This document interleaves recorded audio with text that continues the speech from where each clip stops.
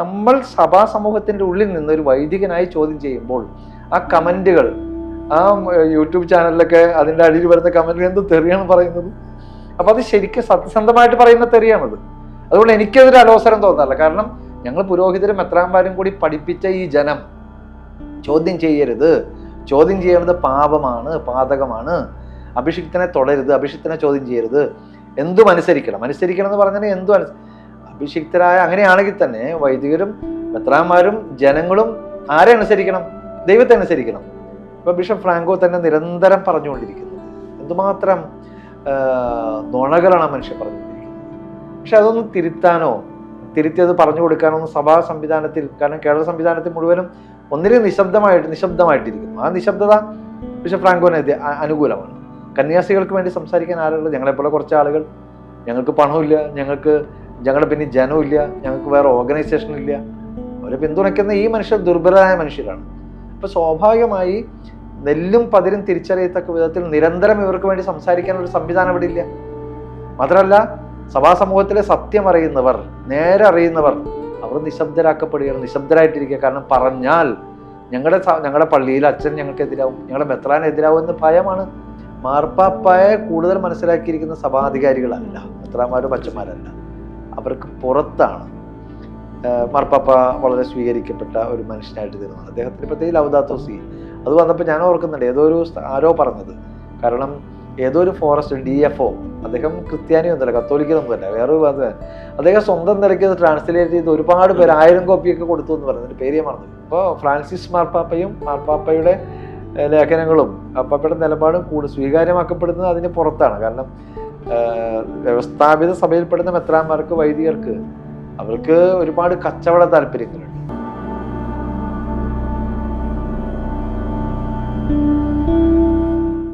ഒട്ടോളിച്ചൻ പറഞ്ഞല്ലോ, ഈ ഭയവും അനുസരണയുമാണ് പൗരോഹിത്യം വിശ്വാസികളെ ശീലിപ്പിച്ചിട്ടുള്ളതെന്ന്. അത് ഏറ്റവും കൂടുതൽ അനുഭവപ്പെട്ട ഒരു സമയമായിരുന്നു ഈ ബിഷപ്പ് ഫ്രാങ്കോ മുളയ്ക്കലിനെതിരായ സമരത്തിന്റെ സമയം. ഇപ്പൊ സേവ് അവർ സിസ്റ്റേഴ്സ് മൂവ്മെന്റിന്റെ കൺവീനർ കൂടിയായിരുന്നു അല്ലേ. അപ്പൊ ആ സമയത്ത് കുറവലങ്ങാടിലെ മഠത്തിലെ കന്യാസ്ത്രീകൾ എറണാകുളത്ത് സമരം നടത്തുന്ന സമയത്ത് വിശ്വാസി സമൂഹത്തിന്റെ അത്ര പിന്തുണ അതിനുണ്ടായിരുന്നില്ലെന്നാണ് പൊതുവിൽ ആദ്യ ഘട്ടത്തിൽ കാണാൻ കഴിഞ്ഞത്. അതൊക്കെ ഈ ഭയവും അനുസരണയും ഒക്കെ സൃഷ്ടിച്ചെടുത്തതിന്റെ ഒരു ഫലം കൂടിയല്ലേ? 100%. കാരണം ഈ കുട്ടിക്കാലം തുടങ്ങി തന്നെ ഈ സഭാ സമൂഹത്തിൽ പറഞ്ഞു പഠിപ്പിച്ചിട്ടുള്ള കാര്യമാണ് അനുസരണം ബലിയേക്കാൾ ശ്രേഷ്ഠം എന്നുള്ളത്.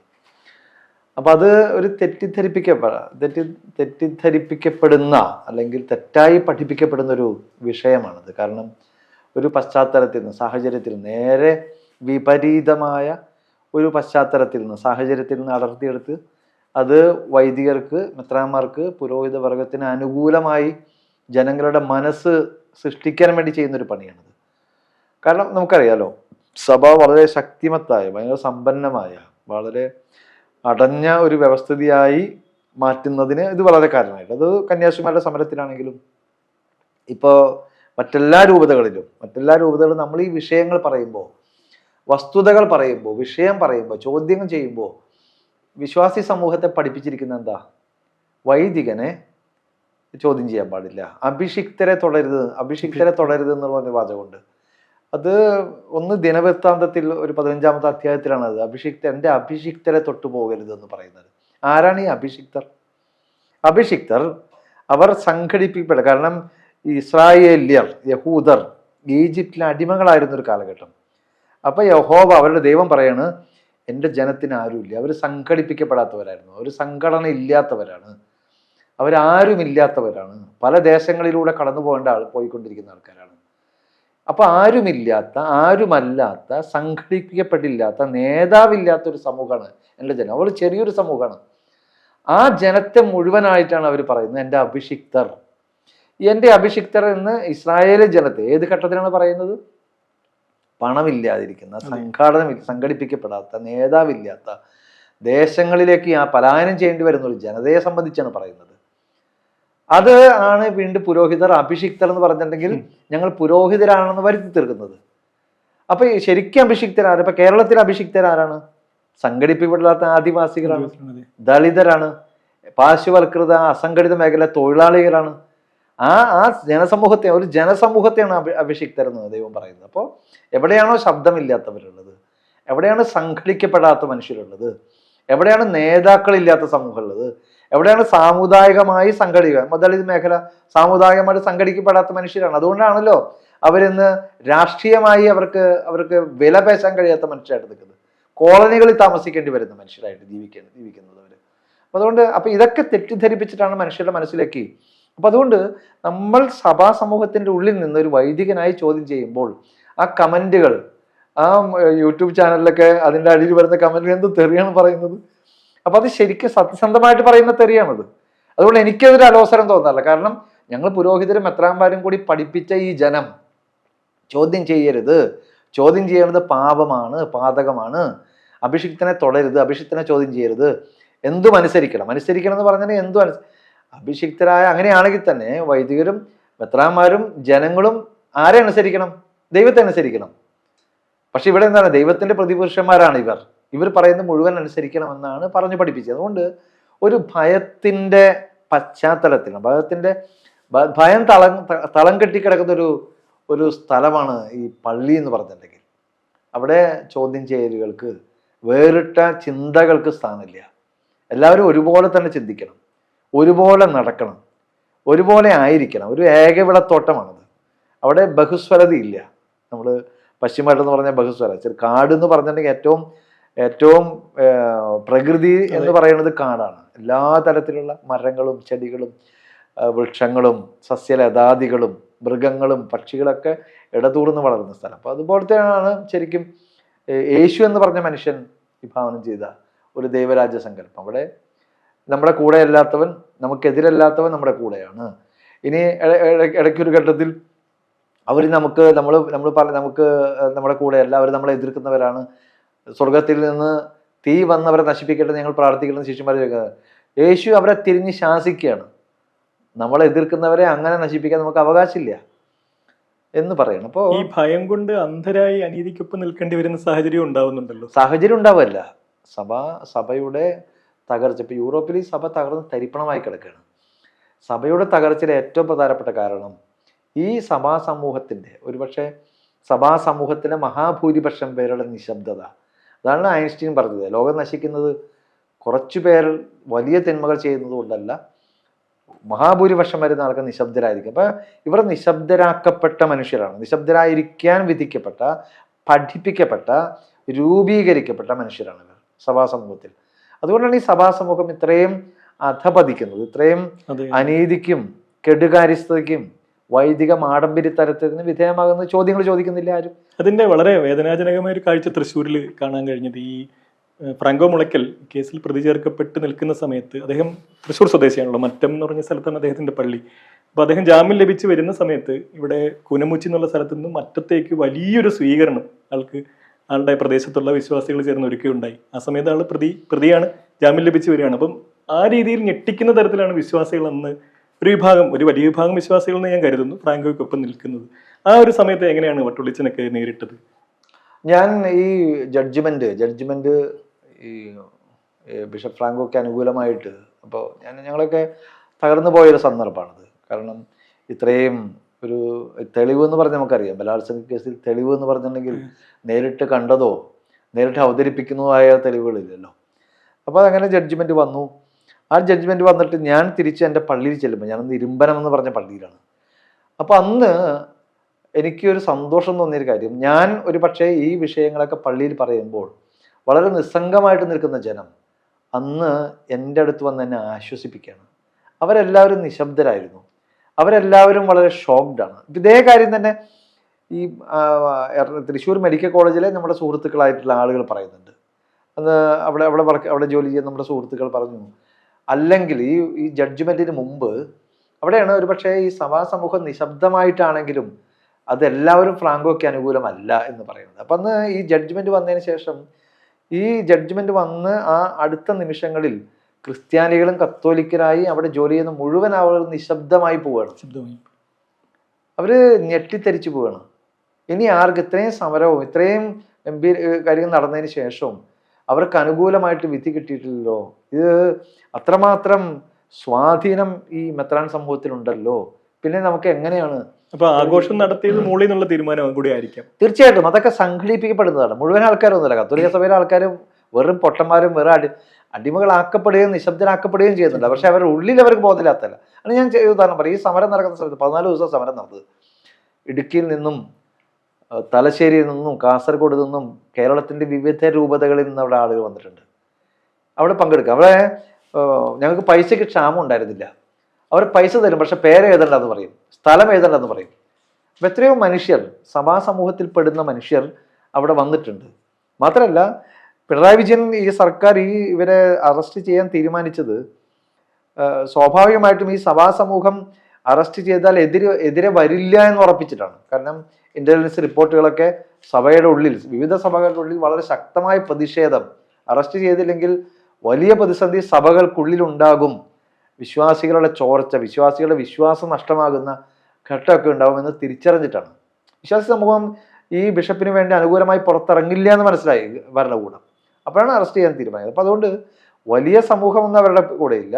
ജനങ്ങൾക്ക് ബോധമുണ്ട്. പക്ഷെ അതിൽ കുറച്ച് ചെറിയ ശതമാനം മനുഷ്യർ മെത്രാന്മാരാണ് ശരി, വൈദികരാണ് ശരി എന്ന് വിചാരിക്കുന്ന, അന്ധമായിട്ട് വിശ്വസിക്കുന്ന ചെറിയ സമൂഹമുണ്ട്. എന്നാലും സഭയുടെ ഇടയിൽ ആ കന്യാസ്ത്രീകൾ ഒറ്റപ്പെട്ടു പോകുന്ന ഒരു സാഹചര്യം പിന്നീട് ഉണ്ടായില്ലേ? ഇപ്പൊ അനുപമ തന്നെ, സിസ്റ്റർ അനുപമ തന്നെ പിന്നീട് സഭാവസ്ത്രം ഉപേക്ഷിച്ച് പുറത്തു വരുന്ന ഒരു സാഹചര്യത്തിലേക്കല്ലേ പിന്നീട് കാര്യങ്ങൾ എത്തിച്ചേർന്നത്? അവർ ഒറ്റപ്പെട്ടു പോയതിന്റെ ഒരു കാരണം കൂടിയായിട്ട് വിലയിരുത്താൻ കഴിയില്ലേ? അല്ല, തീർച്ചയായിട്ടും. കാരണം ജനങ്ങൾ സംഘടിപ്പിക്കപ്പെടില്ല. അവർക്ക് സംഘാടനമോ സംഘടിപ്പിക്കപ്പെട്ട മനുഷ്യരല്ലല്ലോ.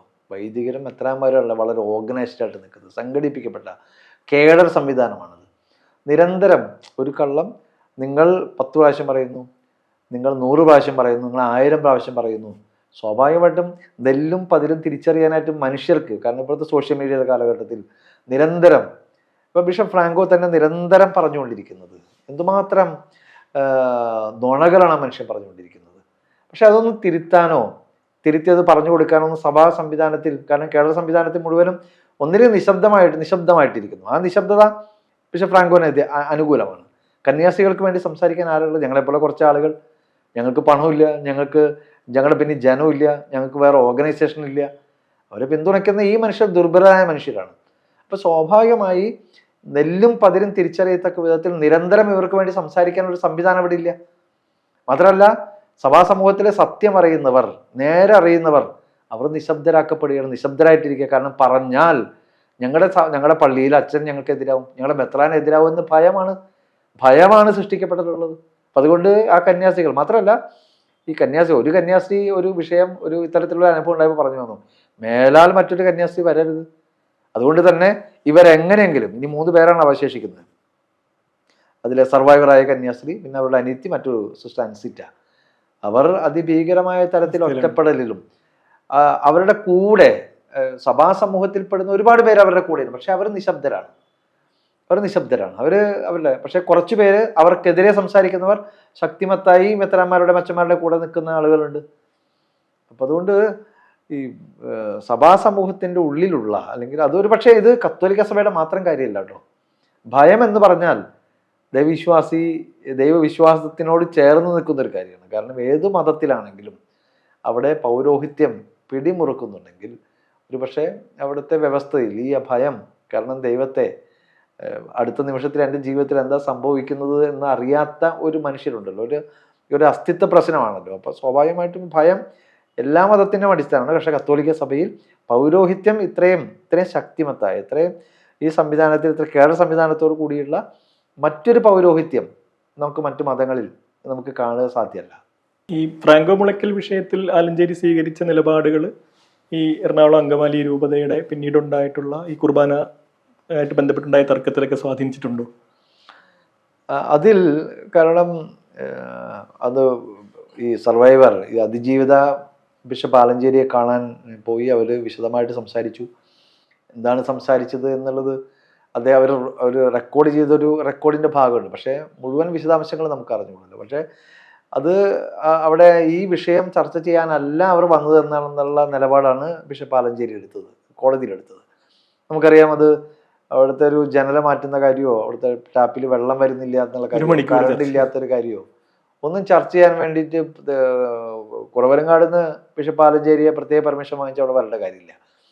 ഏതോ അതിഗൗരവതരമായത് അത് അദ്ദേഹത്തിന്റെ പക്കലേക്ക് പറഞ്ഞു വിടുന്നത് പാലാ മെത്രാനാണ്. പാലാ ബിഷപ്പ് കല്ലറങ്ങാട്ടാണ് അദ്ദേഹത്തിന്റെ പക്കലേക്ക് ആളെ വിടുന്നത്, അവരെ പറഞ്ഞു വിടുന്നത്. അപ്പോൾ സ്വാഭാവികമായും ഈ ഗൗരവമായ തരമല്ല. പക്ഷെ അദ്ദേഹം മറച്ചു വയ്ക്കുക.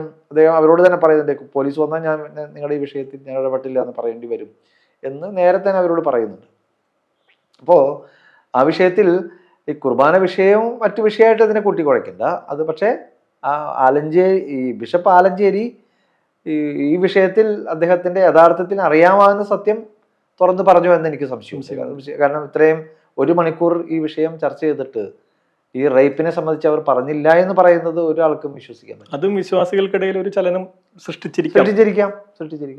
അദ്ദേഹത്തിനെതിരായിട്ടുള്ള ഒരു വികാരം, അദ്ദേഹത്തിനെതിരെ അങ്ങനെ തീർച്ചയായിട്ടും. കാരണം ഈ ഒരുപക്ഷെ ഈ കുർബാന വിഷയത്തെക്കാളും ഭൂമി കച്ചവടത്തെക്കാളും കേരളത്തിലെ കത്തോലിക്ക സമുദായത്തെ പിടിച്ചു കുലുക്കിയത് ഈ കന്യാസ്ത്രീ സമരവും അതിനാധാരമായ വിഷയമാണ്. അത് കേരള പൊതുസമൂഹത്തിലും ഈ സഭാ സമൂഹത്തിലും ചെറുപ്പക്കാർ ഈ വിഷയത്തിൽ ഒക്കെ വളരെ അകന്ന് അവർ പോയിട്ടുണ്ട്. കാരണം ഞാൻ ഈ വിഷയമായിട്ട് ബന്ധപ്പെട്ട് എനിക്ക് നല്ല അനുഭവം ഉണ്ടായത് ഈ കോട്ടയത്തൊരു കൺവെൻഷൻ നടക്കുന്നുണ്ട്. അപ്പോൾ അതിൻ്റെ പോസ്റ്റർ ഒട്ടിക്കാൻ വേണ്ടി കടുത്തുരുത്തിയിൽ ഞങ്ങൾ രാത്രി ഒരു 11 മണിക്ക് നിൽക്കുമ്പോൾ അവിടുത്തെ കുറച്ച് ചെറുപ്പക്കാർ, ഒരു കോൺഗ്രസ്സുകാരായ ചെറുപ്പക്കാരാണ്, കുറച്ച് പേര് അപ്പോൾ എന്നെ തിരിച്ചറിഞ്ഞിട്ട് വരികയാണ്.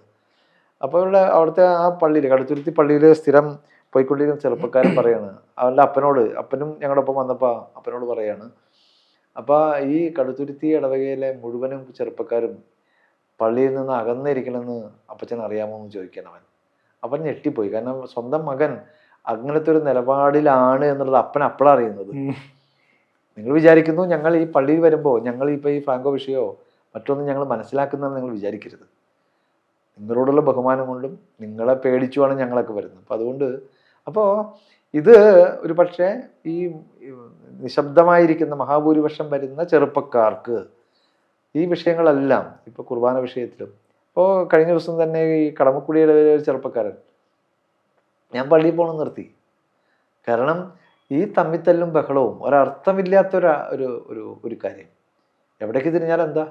അപ്പം ചെറുപ്പക്കാർ അവർ ചിന്തിക്കുന്നുണ്ട്. അവർ സമരമായിട്ടോ നമ്മുടെ അടുത്തേക്ക് മുദ്രാവാക്യം വിളിക്കാനോ നമ്മൾ തെറി വിളിക്കാനോ വരുന്നില്ല എന്നുള്ളത്. പക്ഷെ അവർ വിലയിരുത്തുന്നുണ്ട്, കാര്യങ്ങൾ പഠിക്കുന്നുണ്ട്, മനസ്സിലാക്കുന്നുണ്ട്. ഈ അതേസമയം ഈ ജലന്ധറിൽ അദ്ദേഹത്തെ ചോദ്യം ചെയ്യാൻ പോയ സമയത്ത് കേരള പോലീസ് ചോദ്യം ചെയ്യാൻ പോയ സമയത്ത് മാധ്യമങ്ങളെയൊക്കെ തടയുന്ന വളരെ പരുഷമായിട്ടുള്ളൊരു ക്രൗഡിനെ കാണാനായിട്ട് സാധിച്ചിരുന്നു അന്ന് ടെലിവിഷനിലൊക്കെ.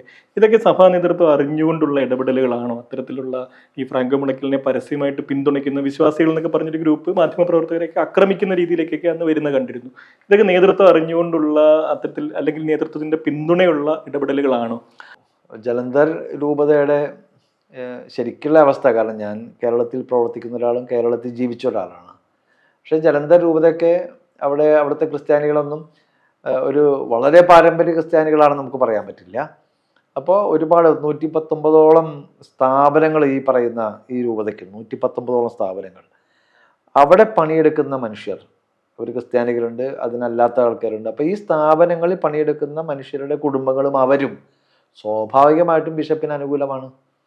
കാരണം അവരെ ആ സ്ഥാപനങ്ങളെ കൊണ്ട് ജീവിക്കുന്ന ആളുകളാണ്. പിന്നെ സ്വാഭാവികമായിട്ടും ആ ക്രിസ്ത്യാനികൾ, ആ സാധാരണ മനുഷ്യർ സത്യസന്ധമായിട്ട് തന്നെ ബിഷപ്പ് തെറ്റ് ചെയ്തിട്ടില്ല എന്ന് വിശ്വസിക്കുന്നുണ്ടായിരിക്കാം. അവരായിരിക്കാം സംഘടിപ്പിക്കപ്പെട്ടുള്ള, അവർ സ്വന്തം നിലയ്ക്ക് വരുന്നാവാൻ യാതൊരു സാധ്യതയില്ല. കാരണം അല്ലാതെ ഫ്രാങ്കോ മുളയ്ക്കലിനെ ഡിഫെൻഡ് ചെയ്യണം എന്നുള്ളൊരു പൊതു തീരുമാനം മുകളിൽ നിന്നും ഉണ്ടായിരുന്നില്ല. അങ്ങനെ പറയാൻ കഴിയുമോ? അങ്ങനെ പറയാൻ പറ്റില്ല. കാരണം ഇവിടെ ഇപ്പൊ കൊച്ചി രൂപതയിൽ ഒരു വിഷയം ഉണ്ടായി. ബിഷപ്പ് തട്ടുങ്കൽ ഒരാഴ്ച കൊണ്ട് വിഷയം പരിഹരിച്ചു. അതെങ്ങനെയാണ്? അദ്ദേഹത്തിന്റെ ആർച്ച് ബിഷപ്പായിരുന്ന വരാപ്പുഴ ആർച്ച് ബിഷപ്പ് അദ്ദേഹത്തിന്റെ പേര് ഞാൻ മറന്നുപോയി. ആ ബിഷപ്പ് അദ്ദേഹം റോമിലേക്ക്, അദ്ദേഹം ഡാനിയൽ അച്ചാരുപറമ്പിൽ എന്ന് പറഞ്ഞ ബിഷപ്പ്, അദ്ദേഹം ഉടനടി ആ വിഷയത്തിൽ ഇടപെടും. അതൊരു സ്ത്രീയായിട്ട് ബന്ധപ്പെട്ടൊരു വലിയ വിവാദം നടക്കുന്ന സന്ദർഭത്തിൽ അദ്ദേഹം ദിവസങ്ങൾക്കുള്ളിൽ അദ്ദേഹത്തിൽ നിന്ന് സംഭവിച്ചത് എഴുതി വാങ്ങിച്ചു, നേരെ റോമിന് റിപ്പോർട്ട് കൊടുക്കുന്നു. മണിക്കൂറുകൾക്കുള്ളിൽ അദ്ദേഹത്തെ ഇവിടെ നിന്ന് നാട് കടത്തുന്നു. മണിക്കൂറുകൾക്കുള്ളിൽ പത്രക്കാർ ചോദിക്കുന്നു, അവരദ്ദേഹം പറയുന്നു, അദ്ദേഹം എനിക്കറിഞ്ഞുകൂടാ, അദ്ദേഹം അവിടെ ബിഷപ്പല്ല, അദ്ദേഹം റോമിലേക്ക് മാറ്റപ്പെട്ടിരിക്കുന്നു. അദ്ദേഹത്തെ ഡീഫ്രോക്ക് ചെയ്തു, അദ്ദേഹത്തിൻ്റെ പട്ടം അവർ റോം എടുത്ത് കളയാം. അതിന് കാരണമായത് ആ ബിഷപ്പിൻ്റെ മുകളിലിരിക്കുന്ന ഡാനിയൽ അച്ചാരുപറമ്പിൽ, കൊച്ചി രൂപതയുടെ മുകളിലിരിക്കുന്നതാണ് അവിടുത്തെ ആർച്ച് ബിഷപ്പ്. അദ്ദേഹം കൃത്യമായിട്ട് അദ്ദേഹത്തിനെ പണി ചെയ്തത് കൊണ്ടാണ്. ഇവിടെ എന്തുകൊണ്ടാണ് ബിഷപ്പ് ഫ്രാങ്കോ ജലന്ധറിൽ താമസിക്കുമ്പോൾ അദ്ദേഹത്തിൻ്റെ ആർച്ച് ബിഷപ്പ് എന്ന് പറഞ്ഞാൽ ഡൽഹി ആർച്ച് ബിഷപ്പാണ് അനിൽ കൂട്ടോ. അതിൻ്റെ മുകളിൽ ഓസ്വാൾഡ് ഗ്രേഷ്യസ് ഉണ്ട്. ഇവർ രണ്ടുപേരും നിശബ്ദരായിട്ടിരിക്കുക. കൃത്യമായി ഈ വിഷയത്തിൽ ഒരു നിർദ്ദേശം റോമിന് മാർപ്പാപ്പയ്ക്ക് കൊടുത്തിട്ടില്ല അവർ. മാർപ്പാപ്പ ആക്ട് ചെയ്യായിരുന്നു. മാർപ്പാപ്പയ്ക്ക് മടിയില്ലാത്ത ഒരാളാണ്. കൃത്യമായിട്ട് സംസാരിക്കേണ്ടവർ സംസാരിക്കണം. ഏതെങ്കിലും കുറച്ച് അച്ഛന്മാരോ 50 അച്ഛന്മാരോ 5 ലക്ഷം വിശ്വാസികളൊന്നും എഴുതി കൊടുത്തിട്ട് കാര്യമില്ല. ഒരു മെത്രാൻ സഭയുടെ ആ ഹൈറാർക്കിക്കൽ ഘടന അനുസരിച്ച് ആ ഒരു മെത്രാനെ പറ്റി കൃത്യമായി അദ്ദേഹത്തിൻ്റെ മുകളിലിരിക്കുന്ന മറ്റൊരു മെത്രാൻ കൃത്യമായി ഒരു മറുപടി കൊടുത്തിരുന്നു, കൃത്യമായിട്ടൊരു റിപ്പോർട്ട് കൊടുത്തിരുന്നെങ്കിൽ മാർപ്പാപ്പ പ്രവർത്തിച്ചാനെ. ഈ ഒരു സാഹചര്യത്തിൽ മറ്റൊരു ചോദ്യം കൂടി ചോദിക്കട്ടെ. ഈ പുരോഹിതരുടെ ഭാഗത്തു നിന്നുള്ള ലൈംഗിക അതിക്രമ പരാതികൾ അത് കേരളത്തിൽ മാത്രമല്ല ലോകത്തെമ്പാടും ഉണ്ടായിട്ടുണ്ടെന്നുള്ളതാണ് ഞാൻ പല സ്ഥലത്തും വായിച്ചിട്ടൊക്കെ മനസ്സിലാക്കാൻ കഴിഞ്ഞിട്ടുള്ളത്. കത്തോലിക്ക പുരോഹിതരുടെ ലൈംഗിക അതിക്രമം തടയുന്നതിന് വേണ്ടിയിട്ട് വത്തിക്കാൻ തന്നെ പ്രത്യേക യോഗം നടത്തിയതായിട്ടും വായിച്ചിട്ടുണ്ട്. അപ്പോൾ ഈ രീതിയിലുള്ള ഒരു പ്രശ്നം ഉയർന്നു വരുന്ന സാഹചര്യത്തിൽ ഈ നിർബന്ധിത ബ്രഹ്മചര്യം എന്നുള്ളതിനെ കുറിച്ച് മാറുന്ന തരത്തിലുള്ള ഒരു ചിന്ത സഭയിൽ ഉണ്ടായി വരേണ്ടതിന്റെ കാര്യമുണ്ടോ? വട്ടളേശ എങ്ങനെയാണ് ഇതിനെ കാണുന്നത്? വളരെ പ്രധാനപ്പെട്ട ഒരു വിഷയമാണത്. കാരണം ഈ ബ്രഹ്മചര്യം പുതിയ കാലത്ത് ഒരു വൈദികരെ അടിച്ചേൽപ്പിക്കുന്നത്, ഈ വിഷയം സഭ ഒരു വിചിന്തനത്തിന് പുനർചിന്തയ്ക്ക് വിധേയമാക്കുമെന്നാണ് ഞാൻ മനസ്സിലാക്കുന്നത്. എളുപ്പത്തിൽ. കാരണം ജർമ്മൻ സഭയൊക്കെ ആ കാര്യത്തിന് വൈദിക വിവാഹത്തിന് വേണ്ടി വൈദിക ബ്രഹ്മചര്യം നിർബന്ധമാക്കരുത് എന്നുള്ള നിലപാടിലേക്ക് ജർമ്മൻ സഭ വരുന്നുണ്ടെന്ന് ഞാൻ മനസ്സിലാക്കുന്നത്. ലോകമെമ്പാടും അത്തരത്തിലുള്ള, കാരണം സീറോ മലബാർ സഭയിൽ 18-ാം നൂറ്റാണ്ട് വരെ വൈദികർ വിവാഹം കഴിച്ച് ജീവിച്ചിരുന്ന ആൾക്കാരാണ്. മറ്റെല്ലാ സഭകളിലും മാർത്തോമാ സഭയിലും യാക്കോബായ സഭയിലും ഓർത്തഡോക്സ് സഭയിലും ഒക്കെ വൈദികർ ബ്രഹ്മചര്യം അത് അവിടെ നിർബന്ധിത ബ്രഹ്മചര്യം ഇല്ല. നിങ്ങൾ ബ്രഹ്മചര്യം ആണെങ്കിൽ പ്രത്യേക പെർമിഷൻ വാങ്ങണം, അല്ലെങ്കിൽ വിവാഹം കഴിക്കണം. ബ്രഹ്മചര്യമായിട്ട് ജീവിക്കാൻ അങ്ങനെയുള്ള വൈദികരും എൻ്റെ ഓർത്തഡോക്സ് സഭയിലൊക്കെ പെടുന്ന ആൾക്കാരുണ്ട്. കത്തോലിക്ക സഭയും അത്തരത്തിലുള്ളൊരു നീക്കം നടത്തേണ്ട കാലം അതിക്രമിച്ചിരിക്കുകയാണ്. കാരണം ഒരു പക്ഷേ ഈ വൈദികരെ ഒരു മണ്ണിനോട് അടുപ്പിച്ചത് ഗ്രൗണ്ടിൽ നിർത്തുന്നതിന് ഏറ്റവും പ്രധാനപ്പെട്ടത് ഈ വിവാഹം വളരെ പ്രധാനപ്പെട്ടതാണ്. മെത്രാന്മാരും പോലും വിവാഹം കഴിക്കണം എന്നാണ് എൻ്റെ അഭിപ്രായം. കാരണം ഈ കുർബാന വിഷയം പോലത്തെ ഒരു വിഷയം എടുത്തിടുന്നത് അവർ ഈ മണ്ണിൽ നിൽക്കുന്ന സമൂഹമായിട്ട് ബന്ധമില്ലാത്തത് കൊണ്ടാണ്, മണ്ണിൽ നിൽക്കാത്തത് കൊണ്ടാണ് അവർ ഇത്തരത്തിൽ ഏറ്റവും സില്ലി ആയിട്ടുള്ള ഏറ്റവും അപഹാസ്യമായ രീതിയിൽ അപ്പം അപ്രസക്തമായ വിഷയങ്ങളാണല്ലോ ഇവർ എത്രയോ മണിക്കൂറുകളും എത്രയോ ദിവസങ്ങളും മാസങ്ങളും എത്രയോ പണമാണ് ഇവർ ഇതിനു വേണ്ടി ചെലവഴിക്കുന്നത്. അപ്പോൾ ഒരു പക്ഷേ ഈ ബ്രഹ്മചര്യം നിർബന്ധമാക്കാതിരുന്നാൽ കുറേയും കൂടി ക്വാളിറ്റി, കുറേ ഗുണപരമായിട്ടുള്ള മനുഷ്യത്വമുള്ള വൈദികരും മെത്രാന്മാരും ഒരു പക്ഷേ ഈ കത്തോലിക്ക സഭയിൽ ഉണ്ടാകുമെന്നാണ് ഞാൻ മനസ്സിലാക്കുന്നത്. ഈ ഫ്രാൻസിസ് മാർപ്പാപ്പയെ ഓർമ്മിക്കുമ്പോൾ ഓർമ്മ വരുന്ന മറ്റൊരു കാര്യം ഈ ഗാഡ്ഗിൽ സമരകാലമായിരുന്നു. അന്നായിരുന്നു അദ്ദേഹം അങ്ങേക്ക് സ്തുതി എന്ന് പറഞ്ഞിട്ട് പരിസ്ഥിതി വിഷയങ്ങളെ കേന്ദ്രീകരിച്ചിട്ടുള്ള ഒരു ഇടയലേഖനം ഇറക്കിയത്. അപ്പോൾ ആ സമയത്ത് തന്നെയായിരുന്നു കേരളത്തിൽ ഗാഡ്ഗിൽ കസ്തൂരി രംഗൻ റിപ്പോർട്ടുകൾക്കെതിരെ വലിയ സമരം സഭയുടെ നേതൃത്വത്തിൽ നടക്കുന്നത്. വലിയ സഭാ നേതൃത്വമൊക്കെ നേരിട്ട് തന്നെ ബിഷപ്പ് ആനിക്കുഴിക്കാട്ടിൽ പോലുള്ള ആളുകൾ നേരിട്ട് തന്നെ സമരരംഗത്തുണ്ടായിരുന്നു. പക്ഷെ അതേസമയം വട്ടോളയച്ചൻ അന്ന് ഗാഡ്ഗിൽ കസ്തൂരി രംഗൻ കമ്മിറ്റിക്ക് അനുകൂലമായ ഒരു നിലപാട് സഭയിൽ സ്വീകരിച്ചിട്ടുള്ള ഒരാളായിരുന്നു. നമ്മൾ തന്നെ ഒരുമിച്ചിട്ടുള്ള ഒരുപാട് മീറ്റിംഗ് ഉണ്ടായിരുന്നു. വട്ടോളയച്ചൻ എറണാകുളത്ത് സമീക്ഷയിൽ ഈ നിലപാടിനെ അംഗീകരിക്കുന്ന മറ്റ് കത്തോലിക്ക പുരോഹിതരുടെ ഒരു മീറ്റിംഗ് വിളിച്ചു ചേർത്തലൊക്കെ ഞാൻ പങ്കെടുക്കുന്നുണ്ടായിരുന്നു. അപ്പൊ അന്ന് അങ്ങനെ ഒരു നിലപാട് സ്വീകരിക്കുന്നതിൽ ഒരുപാട് റിസ്ക് ഉണ്ട്. കാരണം സഭാ നേതൃത്വം ഒന്നടങ്കം, താമരശ്ശേരി ബിഷപ്പാണെങ്കിലും ഇടുക്കി ബിഷപ്പാണെങ്കിലും ഒക്കെ അവരൊന്നടങ്കം ഈ ഗാഡ്ഗിൽ കസ്തൂരിരംഗൻ റിപ്പോർട്ടുകൾക്കെതിരെ നിൽക്കുകയാണ്. വിശ്വാസി സമൂഹം അവർക്കൊപ്പം നിൽക്കുകയാണ്. പി ടി തോമസിനെയൊക്കെ അന്ന് പിന്തുണച്ചിരുന്ന ഒരാളുകൂടിയായിരുന്നു വട്ടോളയച്ചൻ.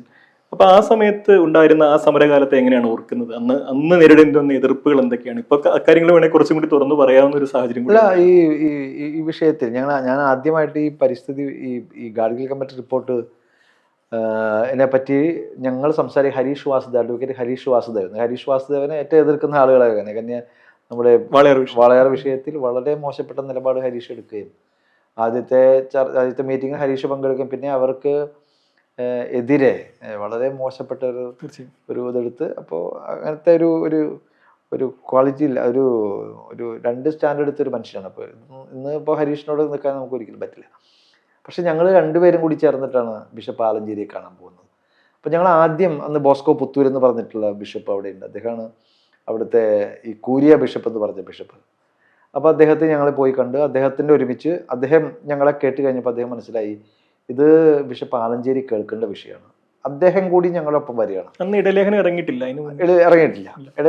ഇറങ്ങിയോ ഇല്ലയോ എന്ന് നമുക്കറിയാം. പക്ഷെ എന്തായാലും സഭ എടുത്തുകൊണ്ടിരിക്കുന്ന സമയമാണത്. അപ്പൊ ആദ്യം ഞങ്ങൾ ഈ വിഷയം സംസാരിക്കുന്നപ്പോ ബിഷപ്പ് ആലഞ്ചേരി ഭയങ്കര അത്ര സ്വീകരിക്കുന്ന ഒരു മനസ്സോടു കൂടിയല്ല ഇരുന്നത്.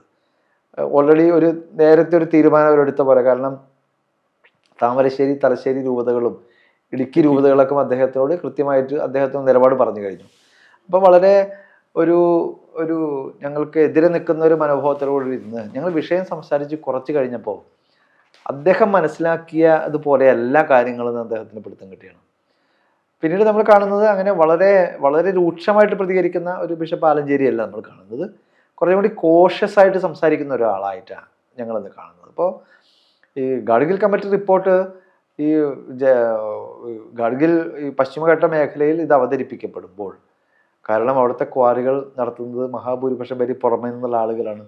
അതിന് ഈ പറയുന്ന ഇൻസ്റ്റിറ്റ്യൂഷണൽ സഭയുടെ വലിയൊരു പിന്തുണയുണ്ട്. അപ്പം അതുകൊണ്ട് തന്നെ സഭ വളരെ ശക്തമായിട്ട് എതിർക്കാൻ തീരുമാനിക്കുകയാണ് ഈ ഗാഡ്ഗിൽ കമ്മിറ്റി.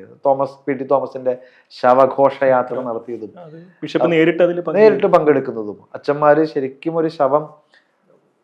ശവഘോഷയാത്ര അച്ഛന്മാര് ശരിക്കും ആ വസ്ത്രങ്ങൾ അണിഞ്ഞ് പാട്ടുപാടി അതിന് പോത്തിനെ വെട്ടിക്കൊല്ലാണ്.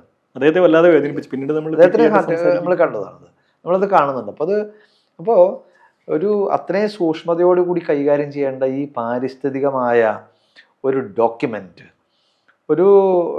യാതൊരു തരത്തിൽ പക്ഷേ വളരെ കൃത്യമായ താല്പര്യത്തോടു കൂടി അതിനെ അടിച്ചുടയ്ക്കുന്നതാണ് നമ്മൾ കാണുന്നത്.